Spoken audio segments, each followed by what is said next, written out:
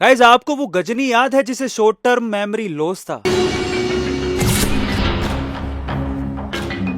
थोड़ी देर में वो सब भूल जाता था। बच्चों के साथ एग्जाम टाइम में अक्सर ऐसा ही होता है। पढ़ के तो हम सब जाते हैं, लेकिन एग्जाम हॉल में जाके गजनी बन जाते हैं। शॉर्ट टर्म मेमोरी लॉस ये एक बीमारी है, और गजनी को ये बीमारी सर पे चोट लगने की वजह से हुई थी। सर पे चोट आने से रेट्रोग्रेड एमनीशिया होता है। दुर्घटना से पहले की याददाश्त भूलने को रेट्रोग्रेड एमनीशिया कहते हैं, और बाद की चीजें भूलने को एंटेरोग्रेड एमनीशिया कहते हैं। इसमें कुछ मिनट तक पूरी तरह से मेमोरी लॉस हो जाती है। लेकिन बच्चों को ये बीमारी एग्जाम स्ट्रेस और एंजाइटी की वजह से होती है। एग्जाम से पहले और एग्जाम हॉल से निकलने के बाद उन्हें सब याद आ जाता है, लेकिन एग्जाम देते वक्त वो सब भूल जाते हैं। अजीब है ना? लेकिन क्या हो अगर आपको एक बार में पढ़ा हुआ सब याद रह जाए, आप उसे कभी भूले ही नहीं। दुनिया में एक आदमी ऐसा हुआ है, उसका नाम है किम पीक। किम पीक को बाइबल और बुक ऑफ मॉर्मन सहित 12,000 से ज्यादा किताबों को याद करने की उनकी क्षमता की वजह से मेगा मेमोरी मैन कहा जाता था। वो लगभग 10 सेकंड में 2 पेज पढ़ सकता था। दाएं पेज को दाईं आंख से और बाएं पेज को बाईं आंख से पढ़ सकता था। हॉलीवुड में उनपे द रेन मैन नाम से मूवी भी बनी थी। लेकिन विज्ञान के हिसाब से गजनी बनना एक बीमारी है,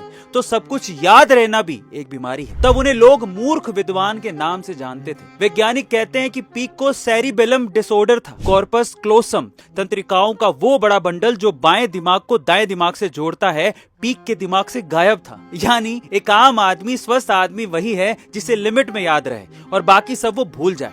ना ही हमें गजनी बनना है और ना ही हमें द रेन मैन। वैसे आपको ये इंटरेस्टिंग रिसर्च टॉपिक कैसा लगा? Tell me in the comment section and follow for more.